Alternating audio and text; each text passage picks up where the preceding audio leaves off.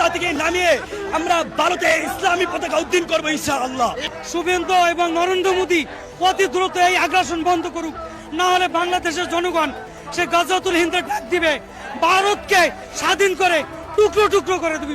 পশ্চিমবঙ্গে মমতা সাম্রাজ্যের পতন এবং বিজেপি ক্ষমতায় আসতেই গর্জে উঠেছে বাংলাদেশের মুসলিম জেহাদিরা।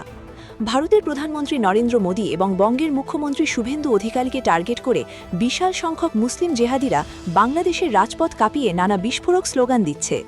ভারতে মুসলমানদের নির্যাতন করা হলে বাংলাদেশের হিন্দুদেরও শান্তিতে থাকতে দেবে না বলে হুঁশিয়ারি দিয়েছে। ভারতে আক্রমণ করারও হুঙ্কার দিচ্ছে। দেশটির কট্টর মৌলবাদীরা মূলত অসম এবং পশ্চিমবঙ্গে বিজেপি ক্ষমতায় আসাটা কিছুতেই মেনে নিতে নারাজ। বলছে ভারতের বিরুদ্ধে মৌন দেশটির বিএনপি সরকার। মোদী এবং শুভেন্দুর বিরুদ্ধে তারেক রহমান সরকার পদক্ষেপ না নিলে ভারতে মুসলিমদের একজোট করে ভয়ঙ্কর আক্রমণ করবে। গুড়িয়ে দেওয়া হবে শুভেন্দুকে। শুভেন্দু অধিকারী নির্বাচনে বিজয় হওয়ার পর মুসলমানদেরকে জয় শ্রীরাম বলতে বাধ্য করছে।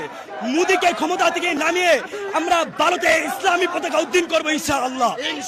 শুভেন্দু এবং নরেন্দ্র মোদী অতি দ্রুত এই আগ্রাসন বন্ধ করুক, না হলে বাংলাদেশের জনগণ সে গাজাতুল হিন্দের ডাক দিবে, ভারতকে স্বাধীন করে টুকরো টুকরো করে দেবে ইনশাআল্লাহ। সারা বিশ্বে আজ মুসলমানদের উপর হামলা করা হচ্ছে, আমাদের মুসলমান ভাইদের পক্ষে আমরা আছি, আমরা প্রয়োজনে জীবন দিব, ভারত অভিমুখে মুফতি আমির মতো লং মার্চ করবো, প্রতিবাদ করবো।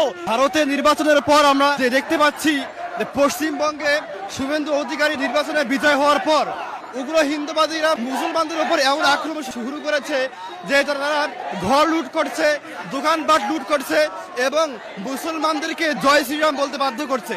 অর্থাৎ একটা রিপাবলিক এবং ডেমোক্রেটিক রাষ্ট্রের মধ্যে কিভাবে এই জঙ্গিবাদী মাত্রাচারা দিয়ে উঠছে, আমরা এর সুষ্ঠু বিচার চাই।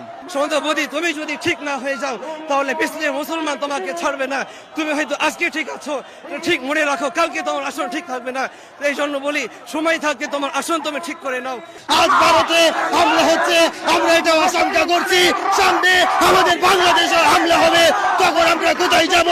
এই জন্য নরেন্দ্র মোদী যদি অতি তাড়াতাড়ি হামলা বন্ধ না করে তাহলে বাংলাদেশে আমরা হিন্দুদেরকে নিরাপদে থাকতে দেব না।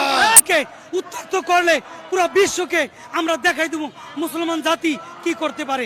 যা 71 সালে করেছি, দ্বিতীয়বার করবো ইনশাআল্লাহ। সারা বিশ্বের সকল মানুষই জানে, মুসলিম যদি কোনো এক দেশে নির্যাতিত হয় তাহলে কোন দেশের মুসলমান সেখান চুপ থাকতে পারে না। কিন্তু আজকে বড় আফসোসের সাথে বলতে চাই, আমার দেশের সরকার আজ পর্যন্ত টু শব্দ করে নাই। তিনি কি মুসলমান না? তিনি কি মুসলমানের সন্তান না? শেখ জিয়া কি মুসলমান ছিলেন না? তাহলে তিনি কেন আজ পর্যন্ত মুসলমান হওয়া সত্ত্বেও সেই নরেন্দ্র মোদীর বিরুদ্ধে একটা টু শব্দ করে নাই? এই জন্য তাকে বলতে চাই, আপনি যদি মুসলিমের সন্তান হয়ে থাকেন, উম্মতে মুহাম্মদী হয়ে থাকেন, তাহলে অতি শীঘ্রই নরেন্দ্র মোদীর বিরুদ্ধে একটা আলোচনা করুন।